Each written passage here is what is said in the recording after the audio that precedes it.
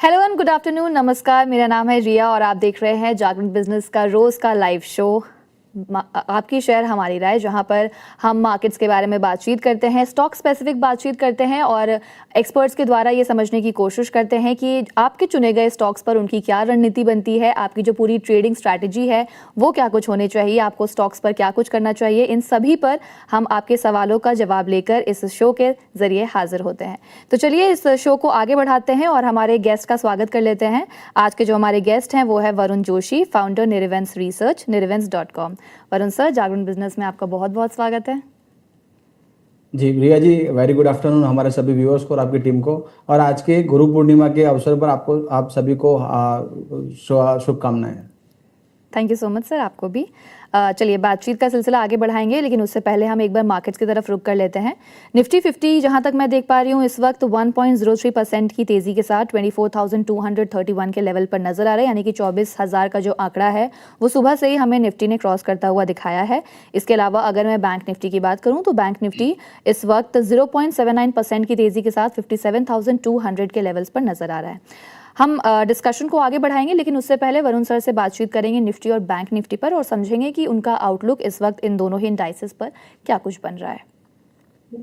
जी देखिए रिया जी, अगर आप बात करेंगे तो लास्ट 4 सीरीज से मार्केट एक दायरे में कारोबार कर रहा है, करीबन 1000 पॉइंट के बैंड के अंदर। और नीचे की सपोर्ट आप देखेंगे तो 20,600 550 का एक है, ऊपर की तरफ 24,250 से लेके 450 का, 24,250 से लेके 450 का एक रेजिस्टेंस जोन है। इसी के जोन के आसपास हम कारोबार कर रहे हैं। और अमूमन जो एक एक्सपायरी खत्म होती है, जैसे जुलाई एक्सपायरी खत्म हुई और अगस्त एक्सपायरी का स्टार्ट हो रहा है, तो पहले दिन मार्केट की पोजिशनिंग थोड़ी हल्की रहती है। रोल ओवर का डेटा भी अगर आप देखेंगे तो एवरेज 74% के अराउंड रोल ओवर हुआ था। इस सीरीज में करीबन 71% के अराउंड है। साथ ही में एफआई की अगर आप पोजिशनिंग की देखेंगे तो करीबन 9%, यानी लोएस्ट जोन से उन्होंने शुरुआत की है एक्सपायरी की। और जो रोल ओवर हुआ है वो थोड़ा लाइट हुआ है। इसके कारण आप देखेंगे तो first day of the next new series एक अच्छी हमें एक अपमूव देखने को मिलती है, और फिर हम देखते हैं लगातार फिर एक गिरावट आती है या फिर एक रेंज बाउंड कारोबार होता है। आज के सत्र में भी ऐसा ही लग रहा है। अगर सेकंड हाफ में अगर ये जो जोन्स है 24,250 200 के जोन अगर टिक जाते हैं तो यहाँ पर एक फ्रेश ब्रेकआउट का एक स्टार्ट हो सकता है। और साथ ही में जो ग्लोबल मार्केट्स के अराउंड जो कॉस्पी अगर देख लीजिए, ताइवान में जो पैसा जा रहा था जो चिप स्टॉक्स के अंदर, वहां पर भी जो पैसा निकल रहा है वो पैसा भी अगर मार्केट को लग रहा है, यहाँ पर उम्मीद है कि यहाँ पर वापस एफआई का पैसा आ सकता है। और अगर आप देखेंगे तो जो सेलिंग है तो लास्ट 3 मंथ्स की लोएस्ट लेवल पर सेलिंग थी एफआई की जुलाई के अंदर, which is a positive sign. Nifty bank की अगर बात करेंगे तो 57,250 से लेके 58,500 का एक बैंड था, वो एक बैंड ब्रेकडाउन हुआ है। और अब वो जो एक सपोर्ट था वो रेजिस्टेंस का काम करेगा। जब तक 57,400 500 के ऊपर यहाँ पर क्लोजिंग नहीं मिलती तब तक निफ्टी बैंक के अंदर एक सेलिंग प्रेशर हमें हायर लेवल्स पर देखने को मिलेगी।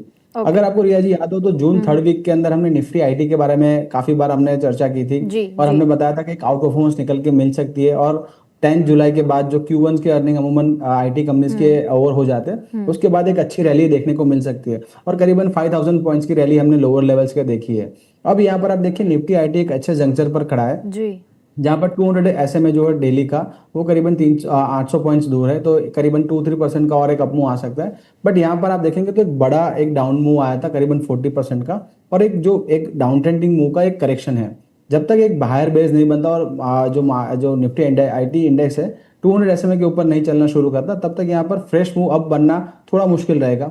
या टाइम वाइज करेक्शन या प्राइस वाइज करेक्शन हो सकती है। तो अगर हमारी जो सलाह पर जुलाई एंड में, जुलाई फर्स्ट वीक में खरीदारी की आईटी स्टॉक्स में, तो यहाँ पर एक बार 50% प्रॉफिट बुक करके चल सकते हैं। यहाँ पर थोड़ी और गिरावट बढ़ सकती है, एक हायर बेस एस्टेब्लिश हो तब हम वापस एंट्री करना सोचेंगे। और 50% जो पोजिशनिंग है वो रखेंगे, अगर कोई रैली आगे बढ़ती है तो वहां पर भी बेनिफिट ले सकें। बिल्कुल सही कहा है सर आपने। आज निफ्टी आईटी जो है वो हीरो है मार्केट के लिए, क्योंकि 2.29% की तेजी हम इंडेक्स में देख रहे हैं और you name it and the stocks are up. Like Infosys की बात करें तो 4.3% अप है। उसके अलावा टीसीएस, एचसीएल टेक, विप्रो, इन सभी में, टेक महिंद्रा, इन सभी में हम आज एक बहुत अच्छी तेजी, शानदार तेजी देख रहे हैं। और वो भी जो रीजन आपने समझाया, चिप स्टॉक्स में बिकवाली का जो एक इम्पैक्ट है वो हम आईटी सेक्टर में देख रहे हैं। ऐसे में आईटी स्पेस के बारे में ही बात करेंगे और आईटी से कुछ ऐसे स्टॉक्स बताइए जो आपको अच्छे लग रहे हैं या फिर आप जिन पर बुलिश हैं। जी, बुलिश तो देखिए आप काफ़ी दिनों से TCS, Persistent System, Mphasis, OFSS ji. काफ़ी सारे स्टॉक्स पर एक बुलिश थे सिलेक्टिवली। हुँ, और हुँ। यहाँ पर आप देखेंगे तो जो कंपनीज़ पर हम बुलिश थे वहाँ पर काफ़ी अच्छी अर्निंग्स निकल के आई है। जी, जी, कोफोर्ज के करीबन 1750-1800 के टारगेट थे वो अचीव होते दिख रहे हैं। जी। अगर यहाँ पर कोई करेक्शन आता है करीबन 1600-1650 के ज़ोन के अंदर, जब आईटी इंडेक्स एक बार रिवर्सल होगा तब थोड़े लोअर लेवल्स बनेंगे, तब एक अच्छी एंट्री होगी, अपॉर्च्युनिटी होगी, वहाँ पर ऐड कर सकते हैं। हुँ, हुँ। पर्सिस्टेंस की अगर बात करेंगे तो जो नागारो का उन्होंने एक एक्विजिशन किया था, तब एक बड़ी गिरावट आई थी करीबन 4600 4500 के जोन में हमने यहाँ पर बाय करने की एक सलाह दी थी। वहां से आप देखेंगे तो करीबन 1000 पॉइंट ऊपर है। तो यहाँ पर भी एक रेजिस्टेंस जोन है, यहाँ पर एक थोड़ा सा प्रॉफिट बुक करके चल सकते हैं। यहाँ पर कोई गिरावट आती है 5200 के जोन में, वहां पर एक बार एंट्री करके यहाँ पर परसिस्टेंट में बने रह सकते हैं। तो काफी बढ़िया एक अपमूव हमें मिला है। हुँ, अब हुँ। यहाँ पर आप ओवरऑल आईटी पैक देखेंगे तो एक अट्रैक्टिव जोन लग रहा है, क्योंकि अब काफी सारे लोग यहाँ पर बुलिश हो रहे हैं, जी। बट एक थोड़ा सा कॉशियस होने की जरूरत होगी। हुँ, हुँ। और यहाँ पर थोड़ा सा प्रॉफिट बुकिंग आता है और एक स्टेबलाइज हो जाता है एंटी इंडेक्स, उसके बाद यहाँ पर एंट्री करने की हम सोचेंगे।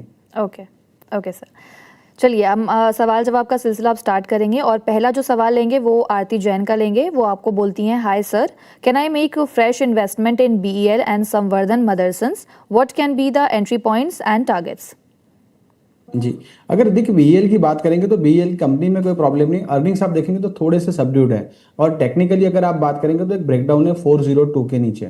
बट लॉन्गर टर्म अगर होराइजन है आपका करीबन 3 to 5 years का, और अगर थोड़ा सा आप जनरेशनल वेल्थ की अगर आप सोच रहे हैं तो बिल्कुल यहाँ पर एक अच्छी करेक्शन है। कंपनी का ऑर्डर बुक आप देखेंगे तो करीबन 73,000 करोड़ के आसपास है। मार्जिन में थोड़ी सी मिस हुई है, पैट हल्का सा डाउन हुआ है, बट ओवरऑल कंपनी के लिए देखिए काफ़ी सारे प्रोग्राम्स हैं। वहाँ पर करीबन 30,000 करोड़ के ऑर्डर्स उनको मिलने की कंपनी के कल मैनेजमेंट ने बात की थी। तो कंपनी में एक अच्छा खासा करेक्शन आ रहा है। ये करेक्शन थोड़ा सा डीप जा सकता है करीबन 360-65 के जोन के अंदर, वहाँ पर एक्यूमुलेट कर सकते हैं लॉन्ग टर्म के लिए। ये बात रही लॉन्ग टर्म की। अगर शॉर्ट टर्म की बात करेंगे तो हमारे काफ़ी जो व्यूअर्स है या दूसरे प्लेटफॉर्म पर है, हमने एक सेल कॉल दिया था करीबन 402 के नीचे, और 382 जो टारगेट थे, फर्स्ट टारगेट अचीव होते दिखे। तो यहाँ पर कोई कॉन्ट्राडिक्टरी सलाह नहीं है, बट आपकी जो काम करने का जो तरीका है, अगर शॉर्ट टर्म व्यू है, एफएनओ ट्रेडिंग कर रहे हो तो शॉर्ट करके चल सकते हैं। लॉन्ग टर्म के लिए तो एक अच्छी अपॉर्चुनिटी है, आप स्टैगर्ड मैनर में आप अपने पोर्टफोलियो में शामिल कर सकते हैं। ओके, अगला जो सवाल है वो है सुबु घोष का। वो आपसे जानना चाहते हैं, गोल्डियम इंटरनेशनल 358 पर है, Indian Bank 870। Please guide when to average and targets for short and mid term views. Thanks from Shubhu.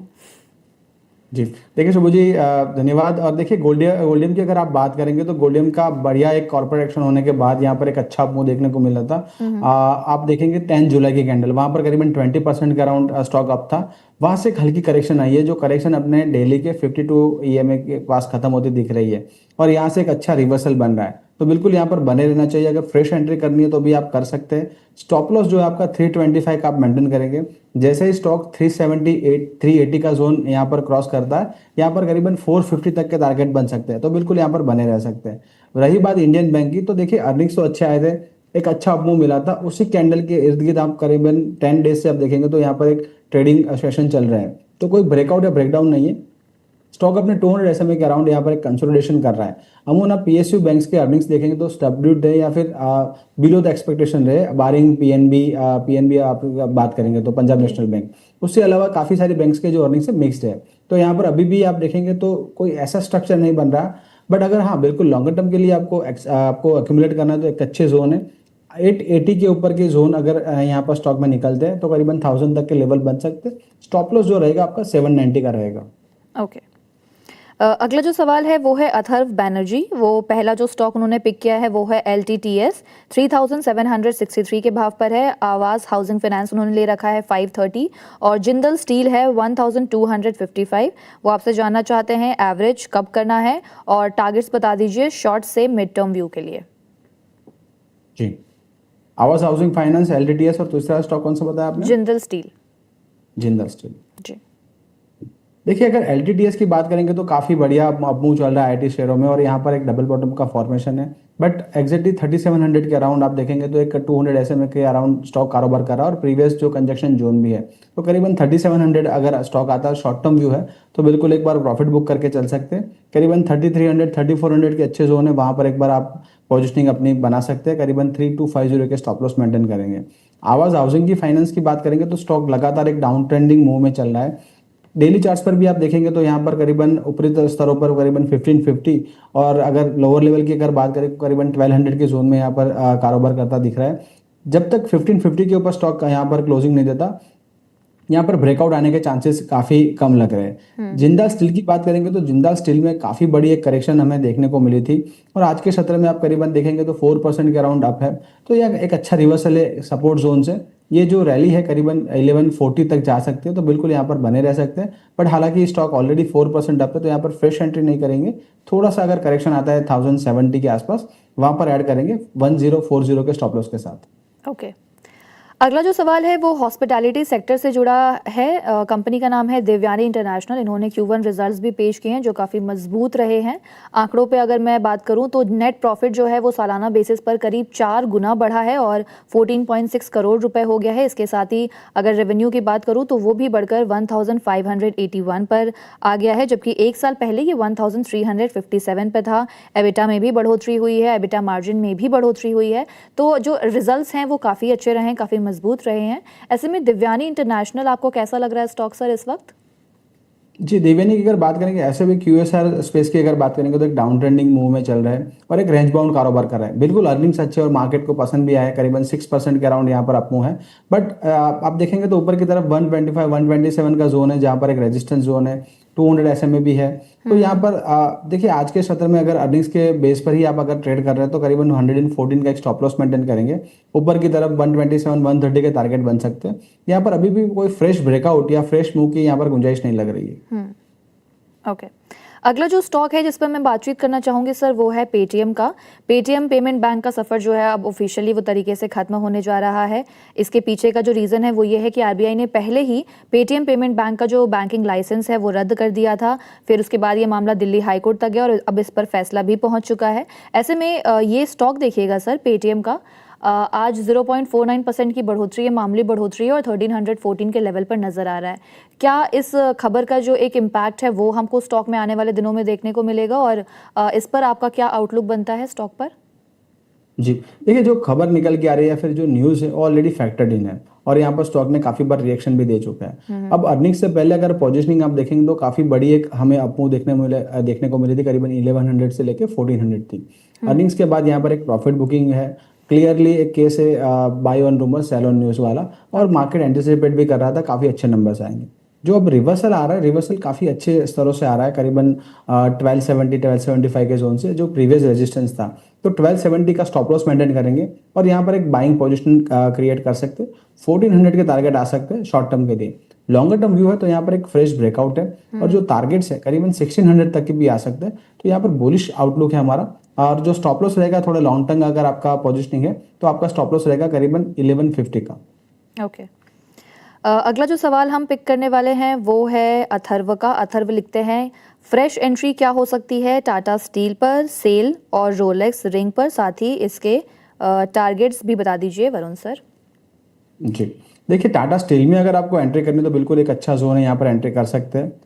Steel authority of India SAIL के अंदर भी अर्निंग्स जो आए थे तब हमारी यहाँ पर 160 के आसपास के जो लेवल्स थे वहां पर एक खरीदारी की सलाह थी और करीबन 175 के टारगेट्स थे, वो आज के सत्र में अचीव होते दिखे हैं। अभी भी देखिए काफी अच्छा स्ट्रक्चर है, एक वन वे अपमूव आया था, उसके बाद एक अच्छा करेक्शन आया, जो करेक्शन अपने प्रीवियस रेजिस्टेंस और 200 SMA डेली के वहां पर खत्म होता दिखा है और एक अच्छा शार्प मूव आया है। और अमूमन आज देखेंगे पूरे मेटल काउंटर्स के अंदर तो एक अच्छा एक अपमूव हमें देखने को मिला है। बिल्कुल एक अच्छा जोन है, यहाँ पर आप एक्यूमुलेट कर सकते हैं। एक जो फॉलिंग चैनल चल रहा था उसका आज ब्रेकआउट है, जैसे ये ब्रेकआउट सस्टेन करता है करीबन 185 और 195 के टारगेट बन सकते हैं। स्टॉप लॉस आपको जो मेंटेन करना है शॉर्ट टर्म के लिए 158 का। टाटा स्टील की अगर बात करेंगे वहां पर भी आप सिमिलर आप देखेंगे तो Q4 के अर्निंग्स आए थे, उसके बाद यहाँ पर काफी बड़ी गिरावट देखने को मिली थी और एग्जैक्टली अपने जो 175 180 के स्तर थे जहां पर एक रेजिस्टेंस था उसी जोन में यहाँ पर स्टॉक अपना कंसोलिडेशन कर रहा है। बट हालांकि 200 SMA के नीचे कारोबार कर रहा है। जब तक 188 190 के जोन के ऊपर यहाँ पर क्लोजिंग नहीं मिलती तब तक यहाँ पर आप थोड़ा सा एक वेट एंड वॉच करेंगे। बट अगर आपका लॉन्गर टर्म व्यू है 175 तक आप बाय कर सकते हैं। स्टॉप लॉस जो रहेगा 168 का रहेगा और जैसे ही स्टॉक यहाँ से रिवर्सल करता है 220 तक के टारगेट टाटा स्टील में बन सकते हैं। ओके। मैं आपको बताना भूल गई सर, इन्होंने आपके लिए ये भी लिखा है कि this is the best show off business, best host here, thank you for your kind information and sir Varun sir is my favourite. तो उन्होंने ये कॉम्प्लीमेंट दिया है आपको। चलिए, हार्दिक कपूर का सवाल लेंगे अगला, और वो लिखते हैं, good afternoon sir, United Spirits at 1470 and delivery at 470, please suggest medium term view. जी, देखिए यहाँ पर यूनाइटेड स्पिरिट्स की अगर बात करेंगे तो यहाँ पर लिकर स्पेस में काफ़ी बढ़िया आपको हमें देखने को मिले थे, और यहाँ पर आज के सत्र में थोड़ा सा ऊपरी स्तरों से यहाँ पर स्टॉक नीचे आया, बट एक ब्रेकआउट है और ये ब्रेकआउट सस्टेन हो सकता है। जो टारगेट्स है करीबन 1575 और 1600 के बन सकते हैं। काफ़ी बढ़िया मूव है वीकली, डेली और वीकली मंथली चार्ट्स पर। जो स्टॉप लॉस आपको मेंटेन करना है करीबन 1460 का स्टॉप लॉस यहाँ पर यूनाइटेड स्पिरिट्स में मेंटेन कर सकते हैं। डिलीवरी की अगर बात करेंगे तो डिलीवरी में काफी बढ़िया ब्रेकआउट मिला था, करीबन 520 तक के जोन यहाँ पर बने थे। स्टॉक ने फिर से एक रिवर्सल यहाँ पर दिखाया है जब कंपनी ने अनाउंस किया था, जो वो एनबीएफसी कारोबार में भी जा रहा है। तो आई थिंक मार्केट को थोड़ा पसंद नहीं आया, बट यहाँ पर ओवरऑल आप स्ट्रक्चर देखेंगे तो फिर से एक रेंज में आ चुका है। स्टॉक जब तक 480-85 के जोन नहीं निकालता है तब तक यहाँ पर कोई मोमेंटम नहीं बनेगा। अगर लॉन्ग टर्म पर्सपेक्टिव के लिए आपको एक्यूमुलेट करना है 445 के लेवल तक आप एक्यूमुलेट कर सकते हैं। स्टॉप लॉस जो मेंटेन करना है वो करीबन 420 का मेंटेन करेंगे। ओके, दिलीप व्यास हमें लिखते हैं राजकोट से, वो लिखते हैं कि मैंने बजाज ऑटो के 3 शेयर 9900 में बायबैक के लिए लिए थे, एक ले लिया, 2 अभी हैं, तो क्या अब प्रॉफिट बुक कर लेना चाहिए? सामान्य सर की राय जानना चाहता हूँ, आभार। जी बिल्कुल दिलीप जी, देखिए यहाँ पर आपको होल्ड करके रखना है। अगर क्वांटिटी आपको बढ़ानी है तो करीबन 10,650 के अराउंड अगर स्टॉक में करेक्शन आता है तब आप स्टोरी क्वांटिटी बढ़ा भी सकते हैं। 12,500 के टारगेट यहाँ पर बन सकते हैं। अच्छे अर्निंग्स है और ब्रेकआउट भी काफ़ी अच्छा है।